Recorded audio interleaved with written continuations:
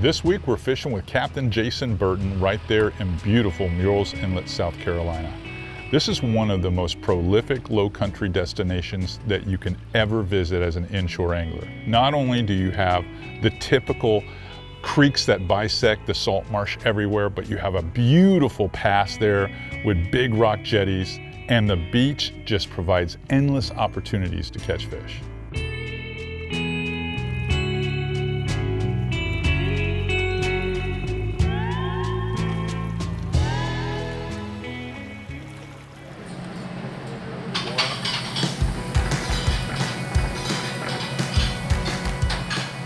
When I first talked to CA, the first thing I thought about was let's get him on the marsh walk, show him some of the great food here, and wanted to mainly show him a great time, not only fishing, but some of the attractions and the reason that people come here. What do you think the game plan is going to be tomorrow? Because I'm looking at the weather and it's going to be pretty cold. And I mean, with a big front coming like that, that's not going to shut the bite down, is it? I sure hope not. But here in South Carolina, we're not used to these mornings with it being 40 degrees. It may slow the early morning bite down. We hope not. I'm hoping that we can start out with a nice topwater bite. And then once that happens, we could transition to a little bit more jetties fishing. I know for a fact that there's a lot of bait migrating down the beach, and I think it'll set up nice, especially for the incoming tide. And then once that tide peaks out and starts falling, it's time to head to the creeks to see if we can chase some of those inshore species that we love, you know, the flounder, the trout, and the redfish. If you've got a plan, I say we're set. So let's eat a good meal tonight, get up in the morning, see what happens. Perfect. I think it's going to be a good day. I think we're going to have to move a lot, slow our presentation down, adjust for the cold, but I think we're going to have a great day. I'll slow you down, I promise. Cheers. I'll cheers to that. Chris.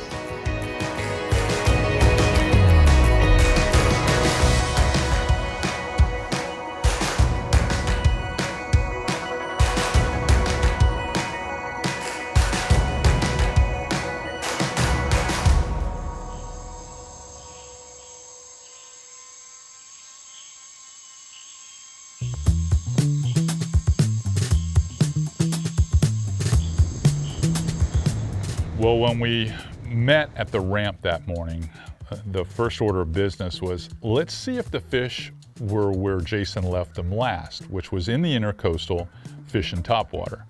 We gave that a real short window to be productive. It didn't really get it done. It wasn't gonna happen. And then it made me think, wow, we're gonna have to try something completely different. Well, he did. He moved us from inside the inlet to the outside on the beach, and we started fishing what he called the little rocks, or the jetty. We fished between there and the beach itself. I see the birds working hard, lots of current, looks like a big, huge upwelling here. Is you've got the bigger rocks, which that's basically the entrance to get out in the ocean. But here up on the beach, they've got these smaller rocks. The Army Corps of Engineers, they left these rocks smaller because they want the tide to flow across. But as you can see, there's bait and birds working pretty heavy in the ocean. And what happens is when that bait comes across the rocks, it sets up a perfect ambush spot for a predator fish, you know, redfish, trout, bigger bluefish, Spanish mackerel, even flounder on the bottom. So the buffet line is coming in, and hopefully we're on the receiving end of it. Yeah, let's hope so.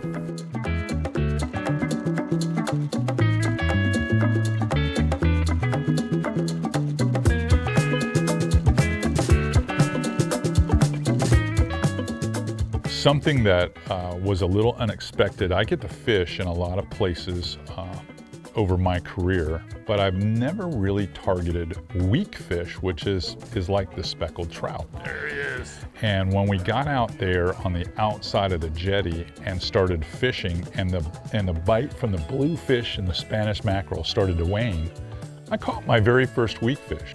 Kind of cool to catch a new species. I've never actually caught weak fish. These are the first ones I've ever caught. And I have fished in the Carolinas a couple of times, but I've never caught the weak ones. I don't spend a lot of time on the ocean though.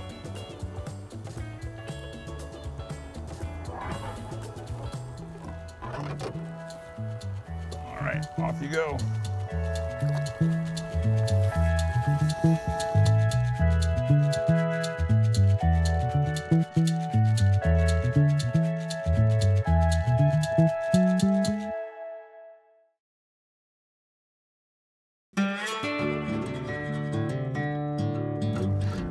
This is a better one. You think it's the weak fish? I believe it's a weak fish. It's not acting like a bluefish. Yeah.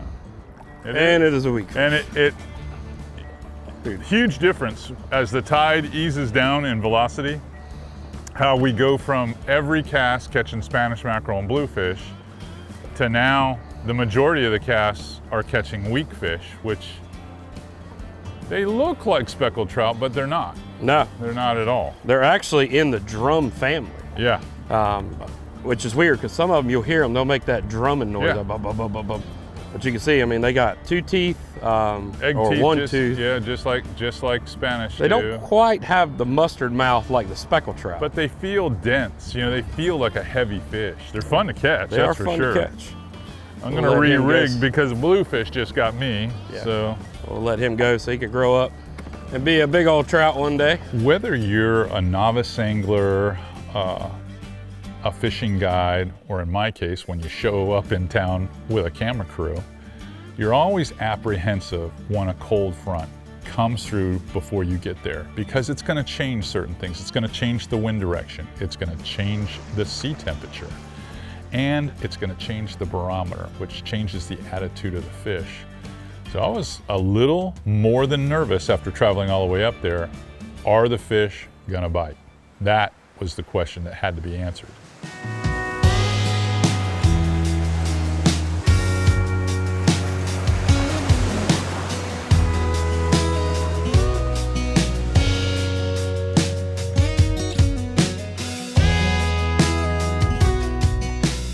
Get him. As soon as I stopped it. There's a good one. Oh, look at the As soon size as of I this fish. stopped it. There it is. I got a net up front if you want it. Sure.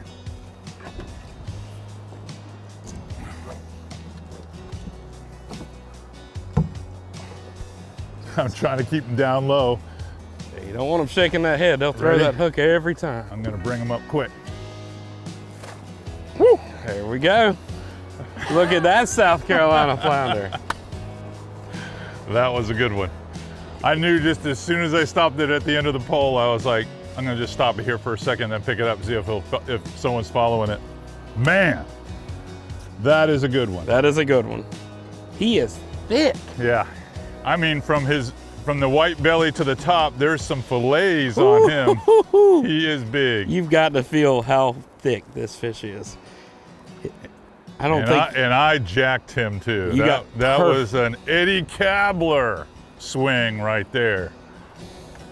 That, Jay, is a nice one. That is a South Carolina flounder. That is the outside, what it can produce out here around the jetties and the rock groins. I mean, you can get some really big ones.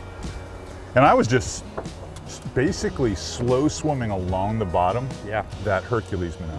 Well, that Hercules is a perfect bait because it's emulating what we've seen out here. Yeah. Which is, we've seen mullet minnows, there's been some small pogies, some greenbacks. So, I mean, it matches the hatch perfect. And when you get the right bait, I mean, proof's in the pudding. Yeah, nice little slow swim. And I stopped it once or twice just in case one was following it, that he would hit it, and he hit it. Woo! I gotta say, I'm liking this fish in here. I'm liking this Carolina fish. Well, we've had enough fun here. You wanna jump in those creeks and see if we can't wrangle a couple of flounder and maybe a little red here and there? Yeah, I'm excited. The tide in there, just like we're talking about out here, the tide's gone slack, and a lot of those creek spots are going to be real favorable in the falling tide, especially with all that bait coming out of the grass. It should be good. And let's face it, you just tied that leader on. I don't want you to throw it in here and get it cut off again by another bluefish, so let's go. I like it, I like it.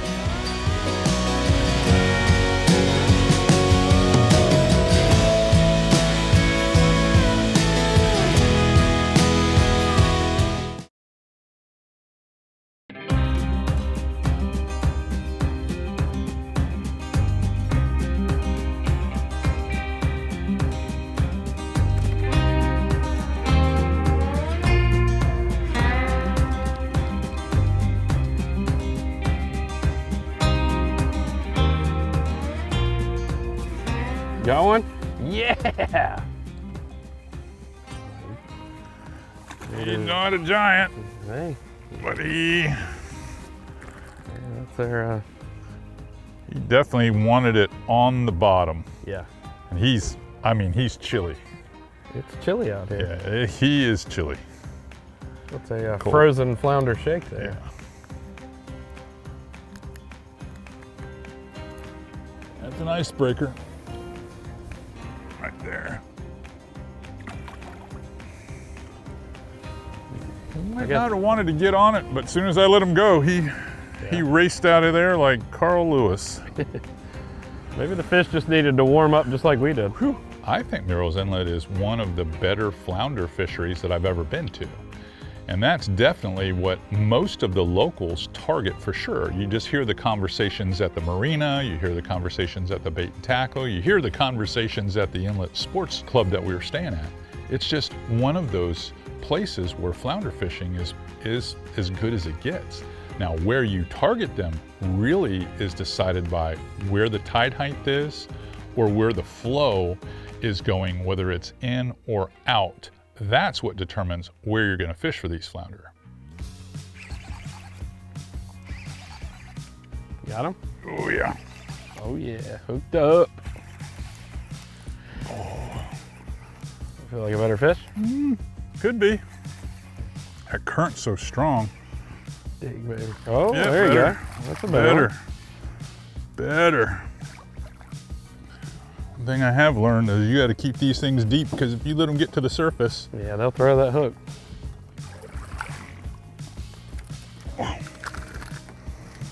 they will throw the hook. We got him hooked perfect. Yeah, old Eddie Cavler taught me that. You want to lose the flounder? Let them come to the surface and start flapjacking. Yeah. They can fold the head back and That forth one's just a little as good nice. as a bass. It's a little nicer. Got a bunch of sea lice on him. Mm-hmm. It's a good sign. Oh yeah.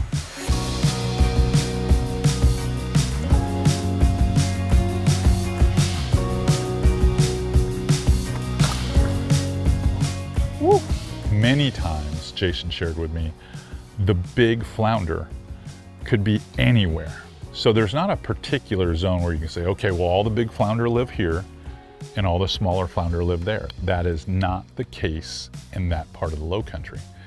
You could catch a 6-7 pound flounder in the back of a small tidal creek there, or the mouth of it. Or you could catch them at the jetty, or you could catch them out on the beach along a rock groin like I did in this episode.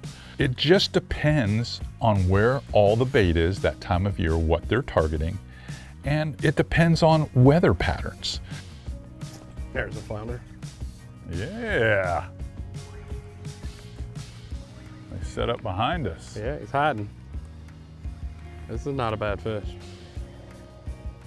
Does it get the net time? No, It's not a bad fish. Bring he's him over not here. bad. He's just not a giant. Yeah, it's still a good fish, Yeah. man. I like that. It is a touch bite though, isn't it? It is. It That is was more, such a touch you know, bite. when we were out there by the girders, it was more bang. This was like tap, move. Yeah. Cold, buddy? A little chilly. Yeah. I'm just getting warm enough to take my jacket off now. Yeah. Look at the mud on his Yeah, belly. he got muddy belly. So usually when they got the mud on the belly, that kind of indicates that they're kind of sitting still. They're not moving around. Yeah. I mean, this fish, I mean, in my hand, he's a little chilly. Yeah, I bet. So these deeper pockets, you know, makes me think that maybe they've just came back here and sat in some of these colder spots. And He's a flounder popsicle. yeah, and all he's doing is waiting for something to swim by, because That's they're right. ambush feeders, so they're opportunistic feeders. And it looks like he has taken more than one bite today, considering that the last bait he ate is still in there. Oh, yeah, when it gets colder, their metabolism's slower, so Yep. the food is still stuck in his gut. Look at that, that's Look incredible. at that. He's got what looks actually like the see it. outline of a finger mullet. Yeah, he's got a finger mullet set up inside of him.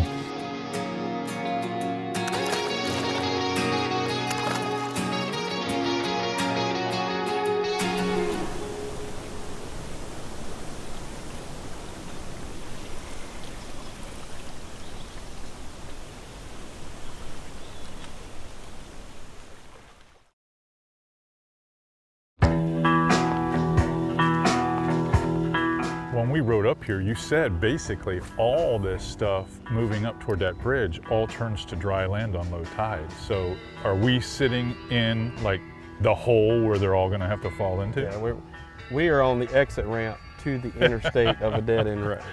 So just like you said, we've got, you know, a lot of shallow water areas. We've got flats, we call them little ponds.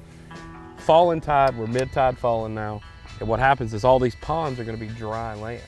And what happens is all that bait pushes in with the incoming tide, but it pulls back with the falling tide, which sets up perfect places like this, where this is a major exit ramp for the fish as they come off of here. And we're seeing lots of bait, some shrimp jumping over here, some schools of mullet. Oh, big a fish, he's got one on line. Perfect timing. Perfect timing. Another one a little bit bigger than the last one. Yeah, this is the move. But this is the move. We'll just have to pick through these to get the big one. They're just in here ambushing. As you throw into the drain, that's where they are. Look at the colors. I mean, they are set up to be camouflaged. Sit on the bottom. Yeah. Might be the best ambush feeder we have because you'll never see it. Yeah, no, you never see it coming. Well, our trip up there to Murrells Inlet, South Carolina with Captain Jason Burton was a big success. The tackle that we used is basically centered around being able to fish current. So a lot of those creeks, when the water was rushing out, there was a lot of current there. So you just can't fish any lure without enough weight for the size lure that you're trying to present. In this case, we wanted a much heavier jig head to really mate up with a smaller, if you will, plastic or Elastec bait, because you gotta make that solid contact with the bottom. So in my case, I was using a lot of 3/8 Redfish eye jig heads with 4-inch jerk shags so that they would behave a lot like shrimp popping on the bottom. But I had to have that smaller body so it could get down in that current real quick and I could pop it off the bottom. Even when I was throwing the swim bait, I was throwing 4 and 5-inch long swim baits, the Hercules minnows. They're weighted like 5/8, 3/8 of weight, something to get me down there so that I could make contact with the bottom, because you cannot catch the flounder unless you're right down there where he lives. Now, the setups that we were using, I had Jason using a spinning rod with some 10-pound diamond braid, and he was using 30 and 40-pound fluorocarbon, and I was using this Zodius. This is a 7-foot medium heavy action rod. It's very crisp. I've got a 200 Corrado here. I got it packed with 40-pound diamond Gen 3 braid.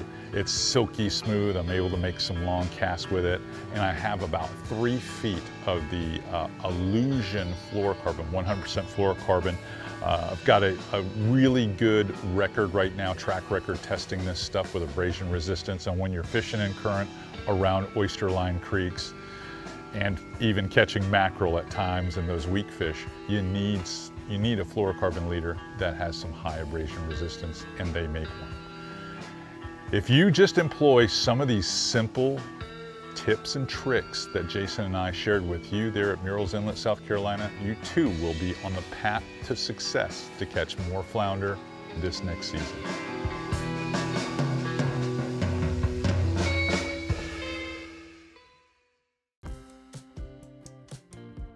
Got him. Got a fish? Oh yeah. Oh yeah. Oh yeah. Digging. Oh yeah. It's a good flounder. That's a good flounder. It's a good flounder. Oh, look at that. That is. Oh, that's a good one. Yeah, baby. Get him out in front of me here. All right, I'm off the door. All right, I'll get the net. I want him down. I'm trying to keep him down under the surface. You just be ready, because I'm gonna swim him right to you. Ready? I'm ready. Oh yeah. Oh man. Look at that. It's like you played lacrosse or something. I've slapped a few flounder in my day. Look at that. I'll tell you what, you have showed us a great time here in Murrells Inlet. You really have. I mean, you've done a really good job. Well, I appreciate that. You know, Murrells Inlet's a cool place, you know. It is. It's small, but there's a lot of action between the creeks and the jetties and even our near shore. I mean, there's And let's not forget Marsh Walk. Yes. Marsh Walk's got some damn good restaurants. Yes. Yeah, if you're looking to come to Murrells Inlet. I would almost say that one deserves to come with us, but I'm gonna say as a going away present, let's put him back in the water so that someday one of your guys can catch him. There you go.